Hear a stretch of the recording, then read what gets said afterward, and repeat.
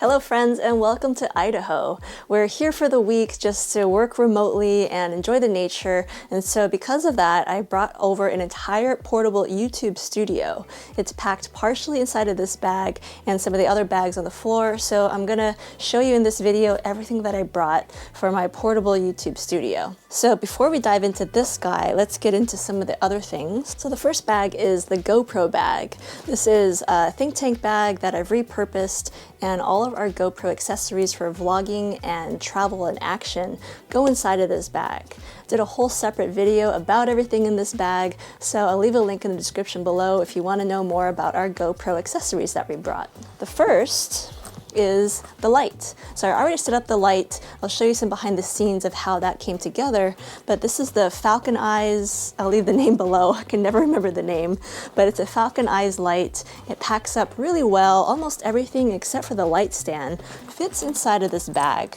So this was a no-brainer in terms of the right light to bring. And we film a lot in the studio at home with this light, and it's been really great so far filming in our cabin for the week. The next item is a tripod. Again, I'm using it right now to film this video. It's a MePhoto Road Trip aluminum tripod. Fits inside of this bag, super portable. You might notice a common theme of we really love portable items that fit inside of bags and are great to travel with. They're good for these road trips when we're going to be working remotely, but also if we happen to travel on set to film a client or film a paid video, then all of these tools really come in handy as well. Next is my Think Tank turnstile bag. I've had this bag for a long time, and it may or may not be apparent because it's actually held up really well. I think the main thing that's kind of going wrong with it is that the colors are kind of fading from all the sun that hits it, but other than that, the zippers are fine, no holes, nothing to, complain about. This is my go-to travel bag for holding my camera for shooting both photography and videography.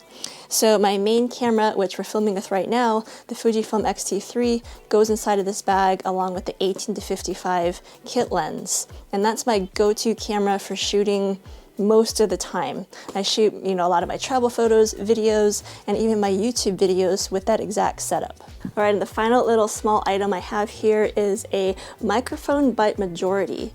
So we've used the Majority Teton sound bar at home. We love that in our home studio, and now we have a new microphone. This is actually a really great microphone for recording podcasts, or in our case, voiceovers. We haven't even used this microphone yet, so I'm going to be testing it out on this trip, but having a microphone for doing voiceovers is really essential for the kinds of videos that we like to do. So now let's dive into this bag. This is a rolling suitcase. It actually looks like a suitcase, which is really nice because it doesn't stand out and scream, I'm a camera bag. So it's really nice for being incognito with all of your camera gear. This is the Think Tank Airport Advantage bag. I've reviewed it before in this channel, and the really nice thing about it, besides the space and the rolling wheels, is that it's small enough to fit under the seat in front of you for being in an airplane.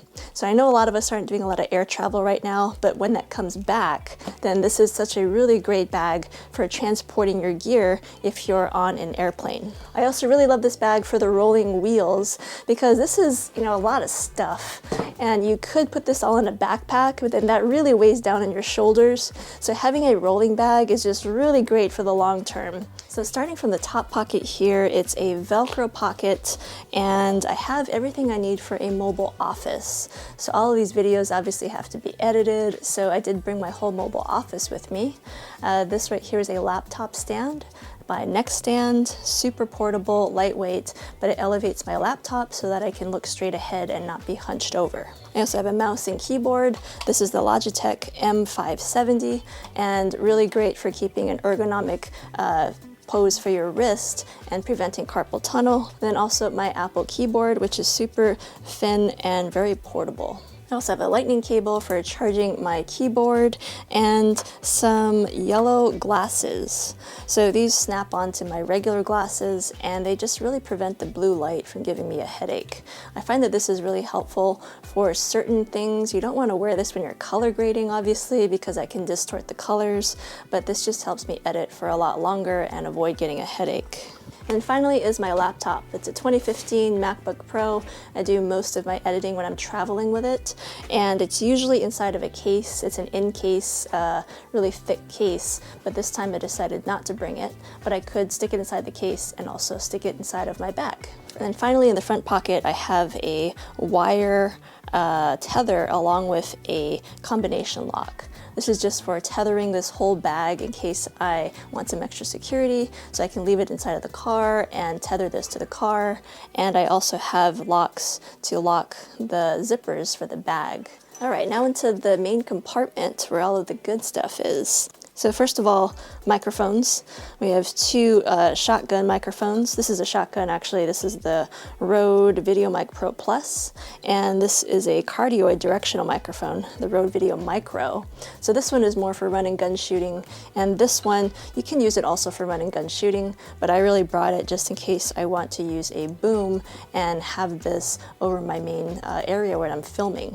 Right now I'm actually using the Rode Wireless Go, so a wireless lav mic, which could also work, but I brought this for redundancy and also just, you know, sometimes it's easier to just have this set instead of having to lav myself up every time. Speaking of microphones, I also have the Rode Wireless Go in here. This is actually the Rode Wireless Go 2, but I do bring the Rode Wireless Go 1 just in case, again for backup or redundancy. This over here is also related to sound and microphones. So most microphones have like these cables and they plug directly into the microphone, and then this part has to plug into your camera. But you might notice that it's a little short. So if you ever need to extend this cable, then this is what this is for. It's just an extension. So I can plug in this cable right here. And then now I have all this extra cable, and this part goes into the camera. Next, we have a little GorillaPod. This again is more of the size for run and gun shooting or vlogging, but the flexible arms do make it so that I can put the camera in more flexible places. Let's go through sound some more.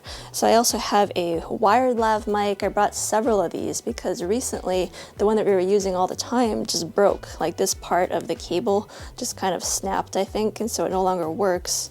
So for that reason, I now travel with several of these wired lavs just in case. And these wired lavs can work really good. They can go directly into the camera to provide some sound, or they can also be plugged into the Rode Wireless Go system.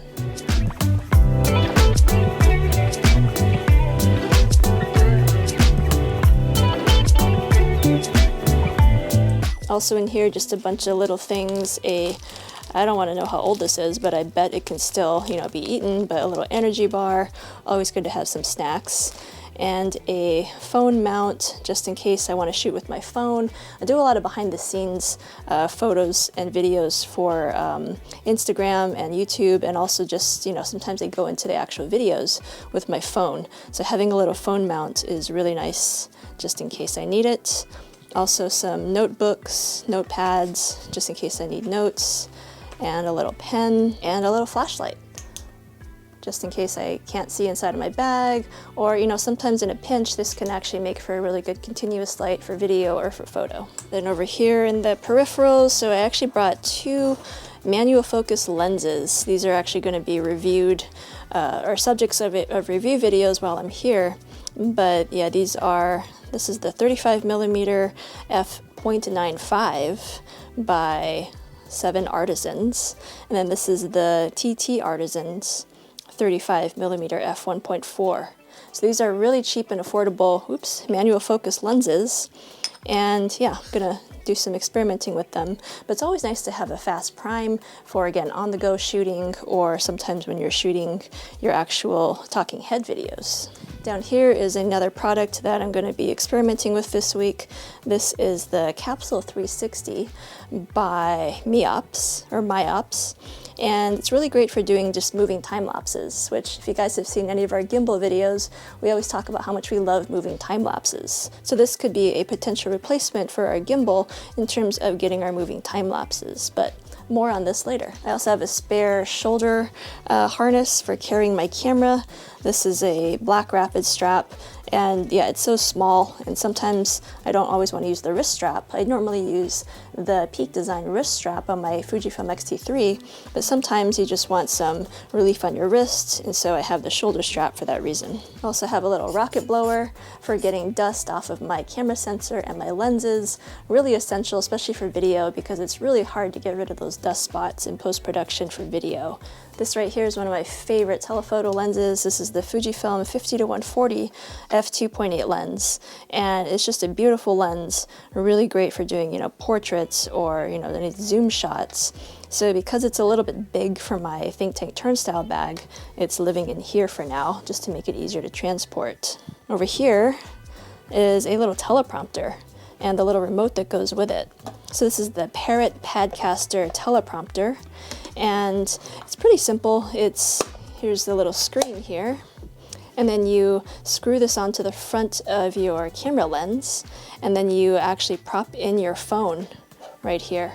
So your phone goes in here, you download the Padcaster app, and then the phone will project whatever it is that your script basically to this part, and you're looking directly into the front of your lens.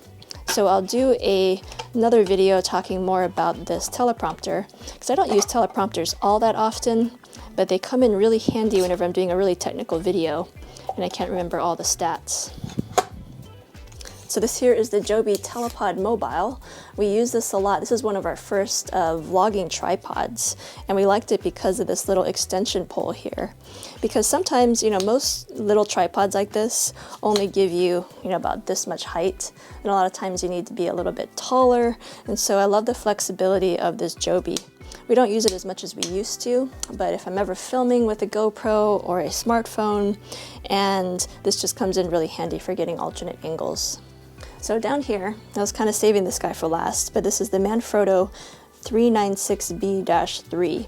So I think the term for it is like a friction arm, but it's really nice because you can extend or loosen all of these little angles here. And then this thing extends out pretty tall. And then you have some flexibility in terms of what you do with it. But how I like to use it is I attach this part to one end. This is a clamp. This can clamp down to a railing, the edge of a table, anything like that. And so that's how you anchor this thing down. And then I use a combination of these two tools depending on what I'm shooting with. But it's really great for having some flexibility in terms of anchoring either your camera or an accessory like a microphone. So I do this for, overhead shots if I'm on a table. Sometimes the tripod can be awkward because of the 3 legs. So this allows me to get really close to the table and film top-down shots without the tripod leg interfering. And then here in this corner spot are just a few extra batteries and cables for charging things. So small little things, and a lens cloth. Then these zippered pockets here are actually, most of the stuff is more for photography, not really videography. So I can actually get rid of most of the stuff, but have an extra lens cloth, have a copper Sharpie or a bronze Sharpie. These are really great for just marking things because most camera gear seems to be black. So having a silver or gold or bronze Sharpie is really good for that. Also just, an extra tripod plate because they're so easy to lose. A little dust pen for getting dust off of sensors and lenses, and a little lens cap holder, which I always intend to use this, but I haven't actually used it yet. And also this is a card reader, which may come in handy depending on if your computer has a card reader built in. My laptop still does, but if your laptop does not have a card reader built in, then this is really essential for being able to see your microSD or SD cards files. So that is everything inside of the portable YouTube studio, and I just set everything up. I'm filming my first videos with all this stuff today, so far it's working out really well, but I'll keep you guys posted if any of this gear changes. In the meantime, let me know in the comments if you have any questions, what kind of stuff you bring for your portable YouTube studio. Do you think I brought too much stuff? Maybe. But yeah, let me know in the comments, and I will see you in the next video.